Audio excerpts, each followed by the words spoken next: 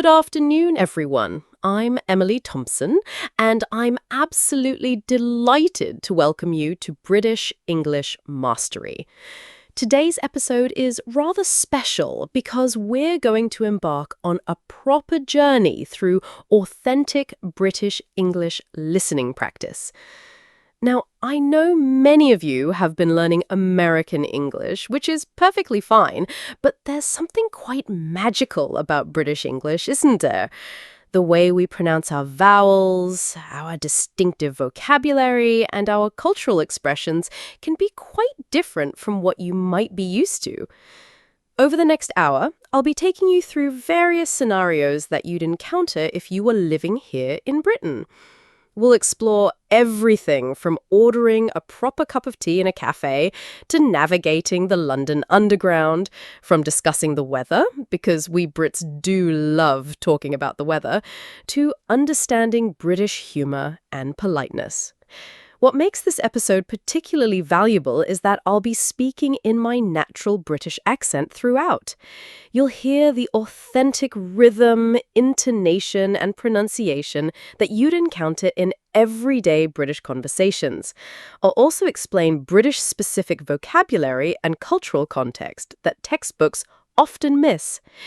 By the end of today's session, you'll feel much more confident understanding British English speakers, and you'll have picked up some lovely British expressions that will make you sound more natural when speaking with British people.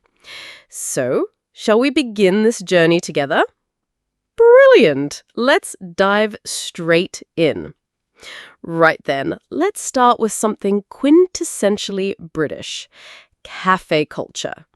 Now, you might think you know about ordering coffee, but British cafe culture has its own particular charm and vocabulary. Listen carefully to this conversation between myself and a barista at a traditional British cafe. Pay attention to the polite language, the specific terms we use, and the general flow of the interaction. Good morning. I'm terribly sorry, but I'm running rather late for a meeting. Could I possibly have a large cappuccino to take away, please? Of course. No worries at all. Would you prefer a regular or large cappuccino? And would you like any sugar or sweetener with that? A large would be lovely, thank you. Could I have 1 sugar, please? Oh, and might you have any pastries? I haven't had breakfast yet, I'm afraid. Certainly. We've got some fresh croissants that came in this morning, or there are some rather nice almond Danish pastries. The croissants are particularly popular today. A croissant sounds absolutely perfect. How much would that be altogether, please? That'll be £4.50 for the cappuccino and £2.20 for the croissant, so £6.70 in total. Will you be paying by card or cash? Card, please. Contactless, if that's all right. Absolutely fine. Just pop your card on the reader there. Lovely, that's gone through. Your cappuccino will be ready in just a moment. Would you like a receipt? No receipt needed, thank you. I appreciate your help. You've been absolutely brilliant. You're very welcome. Have a lovely day and good luck with your meeting. Now, let's break down what you've just heard. Did you notice several distinctly British elements in that conversation? First, the language of politeness. I said, "I'm terribly sorry," and "could I possibly have?" These are classic British ways of being polite without being overly formal. We often use words like terribly, rather, quite, and absolutely to soften our requests. The barista said, "No worries at all," and "certainly," very British responses that show politeness and willingness to help. Now, vocabulary-wise, notice I asked for coffee to take away rather than to go. In Britain, we say take away for food and drinks you're not consuming on the premises. The barista mentioned that the croissants were rather nice and particularly popular. We use rather and quite frequently to modify adjectives. It's a very British habit. When paying, I asked about contactless payment. This is extremely common in Britain. We're quite fond of contactless card payments. And finally, I said the barista was absolutely brilliant. This is a lovely British way of expressing gratitude. We often use brilliant to mean excellent or wonderful. Let me give you some more essential British cafe vocabulary. Queue. We say queue instead of line. You'll queue up to order. Biscuits. These are what Americans call cookies. Cake. A cake might be what Americans call a muffin. Tea. When we say tea, we might mean the drink or the evening meal. Milk. We typically say milk rather than cream for coffee. And here are some polite British phrases you can use. I wonder if I could possibly... Very polite way to make a request. Would it be possible to? Another polite request form. That's absolutely perfect. Strong positive response. You've been most helpful. Formal way to thank someone. Practice using these in your own conversations and you'll sound more naturally British. Right, now let's move on to something every visitor to Britain encounters: public transport, particularly the London Underground, or, as we call it, the Tube. Navigating London transport can be quite daunting, but understanding the language and culture around it will make your experience much smoother. Listen to this scenario where I'm helping a tourist navigate the underground system. Excuse me, I'm trying to get to Covent Garden. I'm completely lost with this underground system. Oh, no problem at all. Covent Garden is on the Piccadilly line. Are you anywhere near a tube station at the moment? I think I'm near King's Cross. At least that's what the sign said. Perfect.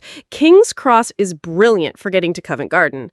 You'll want to take the Piccadilly line westbound, that's towards Heathrow Airport. Covent Garden is only about 6 stops from King's Cross.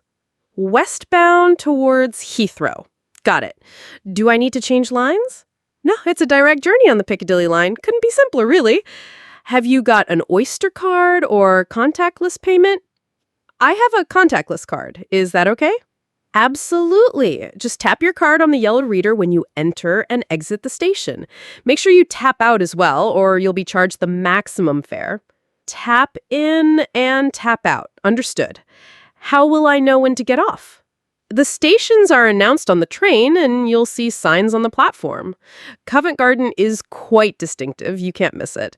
Just listen for the announcement. This is Covent Garden. Change here for... then so forth. That sounds straightforward enough. How long should the journey take?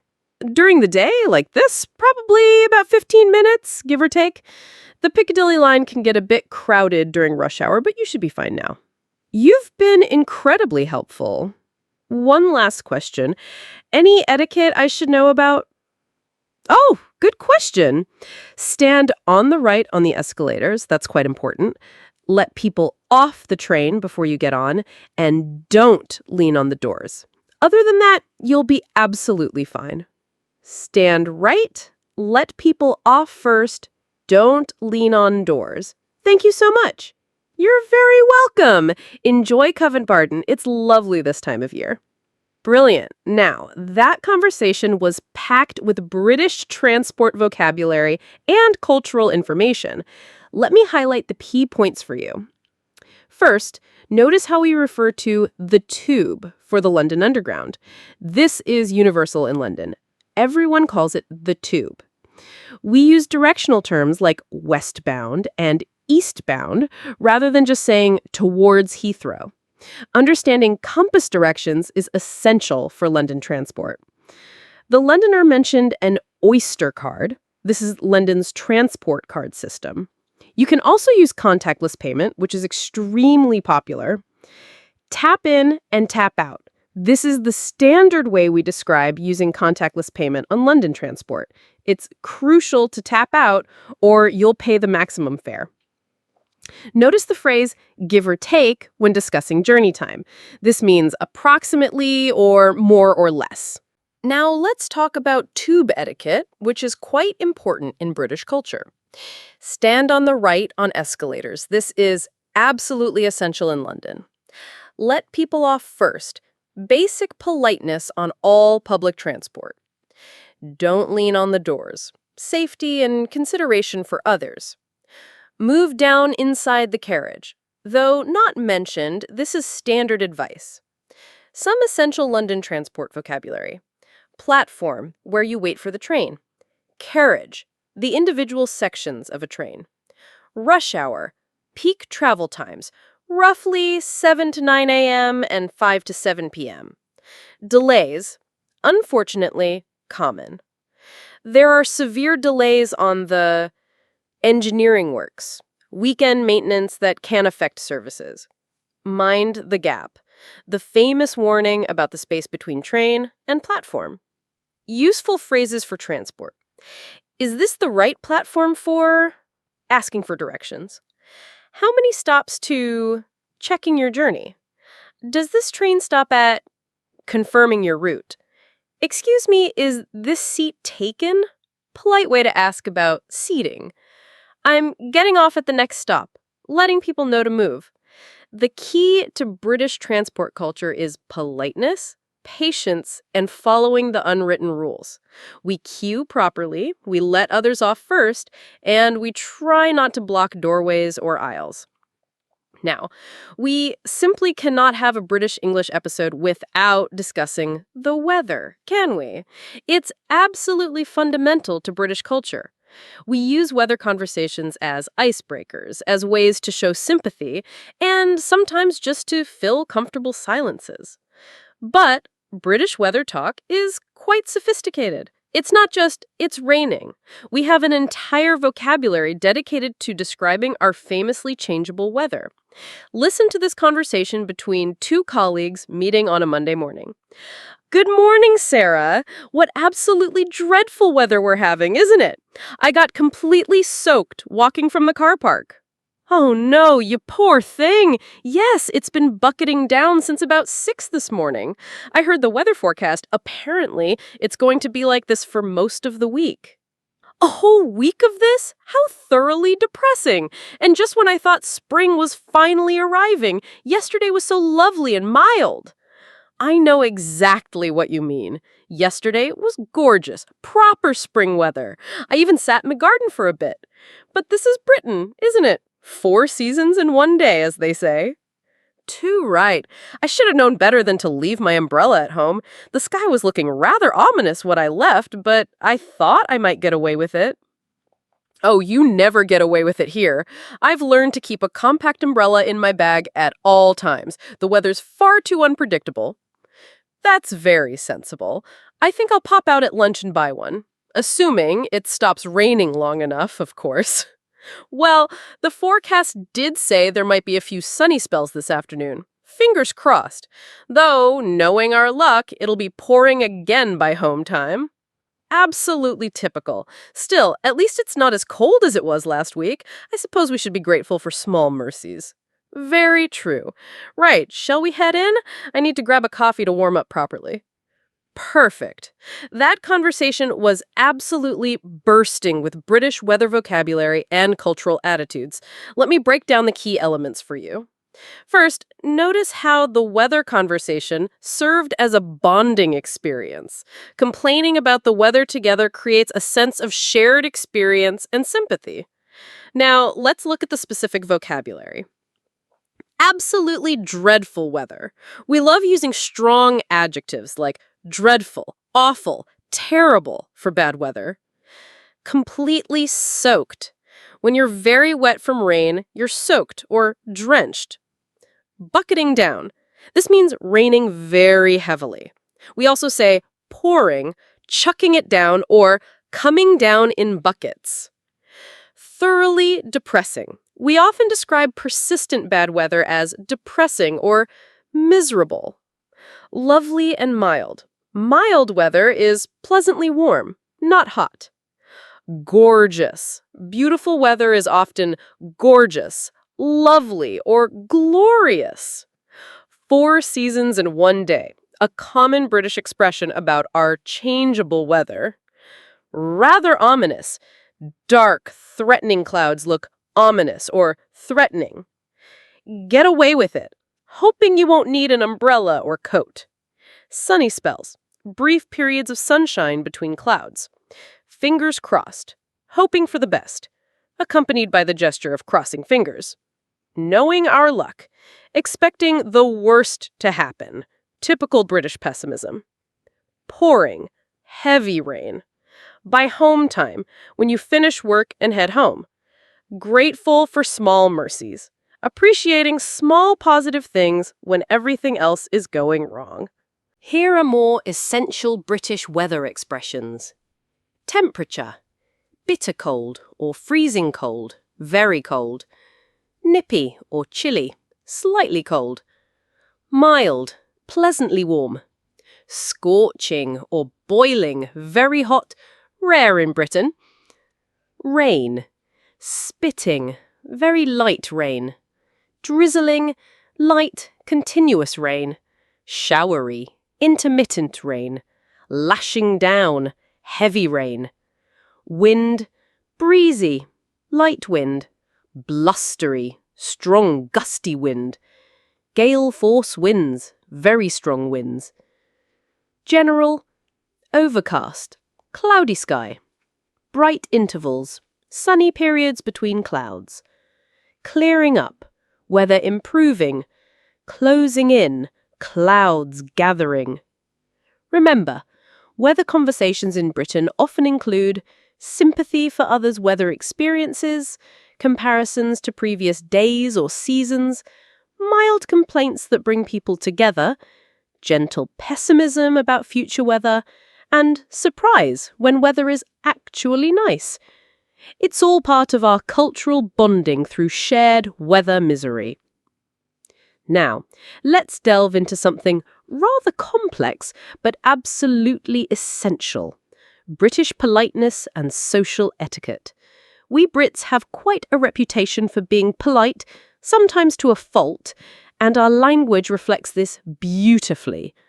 Understanding British politeness isn't just about saying please and thank you, though those are important. It's about the subtle ways we soften requests, show consideration, and avoid being too direct. Listen to this interaction in a British workplace where someone needs to address a delicate situation. Hello, James. I wonder if I might have a quick word when you have a moment. It's nothing urgent, but there's something I'd quite like to discuss with you. Of course, absolutely. Would now be convenient, or would you prefer to schedule something for later? Now would be perfectly fine if you're not too busy. Please, do sit down. I hope you don't mind me bringing this up, but I've had some rather concerning feedback about the Henderson project. Oh dear, I'm sorry to hear that. Could you possibly give me some more details? I thought it was progressing quite well. Well, it's perhaps not quite as straightforward as that, I'm afraid. Mr. Henderson mentioned that he felt the communication could have been rather better. He seemed to think there might have been some misunderstandings about the timeline. I see. That's terribly disappointing to hear. I wonder if there might have been some confusion on both sides. I did send several emails outlining the schedule. I'm quite sure you did your best, James. These things happen, don't they? But I wonder if we might think about how to improve things going forward. Perhaps more frequent check-ins would be beneficial. That sounds like a very sensible suggestion. I'd be more than happy to schedule weekly calls with Mr. Henderson. Would that be satisfactory? I think that would be absolutely perfect. I do appreciate your understanding about this. It's clear you want to do well with this project. Thank you very much for bringing this to my attention so diplomatically. I'll contact Mr. Henderson this afternoon to arrange those calls. Excellent. I'm quite confident this will sort everything out nicely. Thank you for being so reasonable about it all. Right, now that was a masterclass in British diplomatic language. Notice how both people managed to discuss a problem without anyone feeling attacked or defensive. This is quintessentially British communication. Let me break down the politeness strategies you just heard. Softening language. I wonder if I might, instead of I want to. I'd quite like to discuss, instead of we need to talk. Would now be convenient, instead of are you free now? Could you possibly, instead of can you? I wonder if there might have been, instead of there was. Showing consideration. If you're not too busy. Acknowledging the other person's time. I hope you don't mind me bringing this up. Apologizing for potential discomfort. I'm quite sure you did your best. Maintaining the other person's dignity. Avoiding direct blame. There might have been some confusion, instead of you confused things. Communication could have been rather better, instead of your communication was poor. These things happen, don't they? Normalizing the problem. Positive framing. How to improve things going forward, instead of fixing your mistakes. Would be beneficial, instead of is necessary. I'm quite confident this will sort everything out. Optimistic closure. Now let me teach you some essential British politeness phrases. For making requests. I don't suppose you could. Very tentative request. Would it be possible for you to? Formal politeness. If it's not too much trouble, showing consideration. When you have a spare moment, respecting their time. Forgiving bad news. I'm afraid, softening disappointment. Unfortunately, showing regret. I'm sorry to have to tell you, apologizing for being the messenger. It's rather unfortunate that, indirect way of stating problems. For disagreeing politely. I'm not entirely sure about that, gentle disagreement. That's an interesting point, however, acknowledging before disagreeing. I wonder if we might consider suggesting alternatives. With respect, I think formal disagreement. For showing appreciation. That's terribly kind of you. Emphasizing gratitude. I do appreciate your understanding. Formal thanks. You've been most helpful. Acknowledging assistance. That's absolutely brilliant. Enthusiastic praise. British understatement examples. Not too bad, meaning quite good. Rather good, meaning excellent. A bit concerning, meaning very worrying. Somewhat disappointing, meaning very disappointing. Classic British apologizing. We apologize for things that aren't our fault. Sorry, could you repeat that? Asking for clarification. Sorry, is this seat taken? Asking about availability. Sorry, excuse me. Trying to pass by someone. Remember, British politeness often involves using more words to sound less direct. Acknowledging the other person's perspective, showing that you're aware your request might be inconvenient, leaving room for the other person to decline gracefully, using tentative language, perhaps, might, possibly. This might seem excessive, but it creates a comfortable social atmosphere where people feel respected and considered. Finally, let's explore something that's absolutely central to British culture, our sense of humor and our unique expressions. British humor can be quite tricky for learners because it often involves irony, understatement, and cultural references. We're also famous for our dry wit, self-deprecating humor, and the ability to find amusement in unfortunate situations.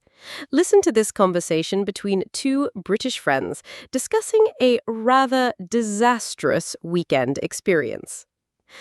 So, how was your camping weekend then? The weather looked absolutely ghastly from here. It was an absolute triumph. If by triumph you mean a complete and utter disaster from start to finish.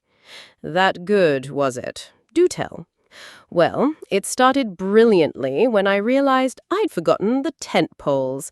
Apparently, they're rather essential for the whole putting up a tent business. Rookie mistake. Please tell me it got better from there. Oh, it got much better. The rain started just as we were trying to fashion tent poles from tree branches, because nothing says successful camping like a collapsed tent in a thunderstorm. Sounds absolutely delightful.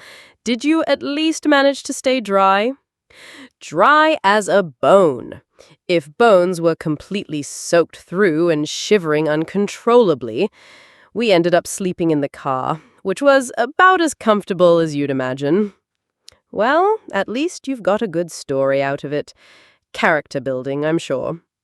Oh yes, tremendously character building. I've built so much character this weekend, I'm practically a saint. Next time I'm booking a nice hotel with room service and central heating. Probably wise, though where's the adventure in that? I think I've had quite enough adventure to last me several lifetimes, thank you very much. Brilliant! That conversation was absolutely packed with British humor and irony. Let me explain what makes this so characteristically British. Irony and sarcasm. Notice how friend 2 called the disaster an absolute triumph and said things got much better when they obviously got worse. We love using irony to describe unfortunate situations. Self-deprecating humor. Rather than complaining bitterly, friend 2 made fun of their own mistakes and misfortunes. This is very British. We often make ourselves the joke rather than expecting sympathy. Understatement. Describing being completely soaked and shivering as dry as a bone is classic British understatement with an ironic twist. Finding humor in misfortune. Instead of being genuinely upset, both friends found the disaster amusing. We often say, "You have to laugh, don't you?" about unfortunate situations. Key British expressions from that conversation. Absolutely ghastly. Very unpleasant. We love dramatic adjectives. Complete and utter disaster. Total failure, emphasizing with multiple adjectives. That good, was it? Ironic question, expecting a negative answer. Do tell. Eager request for details, usually about something amusing. Rookie mistake. Beginner's error. Nothing says X like Y. Ironic way of highlighting contradictions. Dry as a bone. Completely dry, here used ironically. Character building. Making you stronger through difficult experiences. Practically a saint. Exaggerating personal virtue ironically. Quite enough adventure. Understatement, meaning far too much. More British humor patterns. Ironic compliments. Well done when someone makes an obvious mistake. Brilliant idea about something clearly problematic. Perfect timing when timing is terrible. Self-deprecating responses. I'm not the sharpest tool in the shed, meaning I'm not very clever. I'm no expert, but before giving expert advice. I'm useless at admitting incompetence cheerfully. Gentle mockery phrases.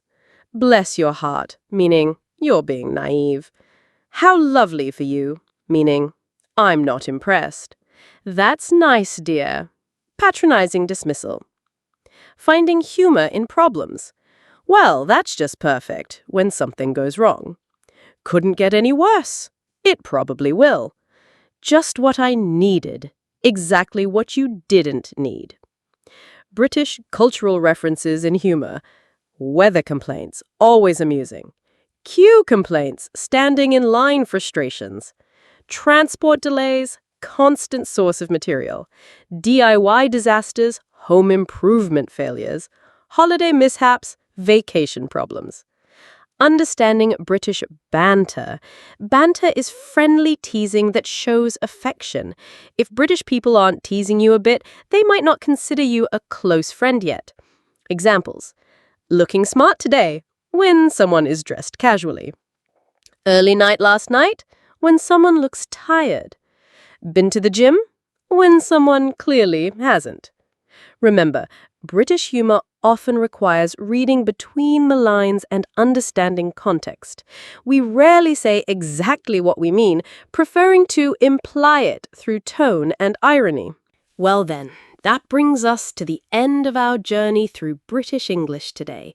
I do hope you found this hour both enlightening and entertaining. We've covered quite a lot of ground, haven't we? From ordering a proper cup of tea in a British cafe to navigating the complexities of London transport. From discussing our famously changeable weather to understanding the subtle art of British politeness. And finally, getting to grips with our rather unique sense of humour. What I'd like you to remember most is that British English isn't just about pronunciation, though that's certainly important. It's about understanding the cultural context, the social customs, and the way we British people think and express ourselves. Your homework for this week is to practice what we've learned. Try incorporating some British vocabulary into your daily conversations. Practice the polite, indirect ways of making requests. And perhaps most importantly, listen for irony and understatement in British media, films, television programs, podcasts like this one. Don't worry if it takes time to feel natural using these expressions. Even moving between different regions of Britain can require adjustment. We have wonderfully diverse accents and local expressions throughout the country. Remember, the key to mastering any variety of English is exposure and practice. Watch British television, listen to British radio, and don't be afraid to try out these expressions with British speakers. Most of us are absolutely delighted when people take an interest in our particular way of speaking. I've thoroughly enjoyed sharing this slice of British culture with you today. Until next time, keep practicing, stay curious about language, and remember, there's always more to discover about the wonderfully rich world of British English. Cheerio for now, and thank you ever so much for listening.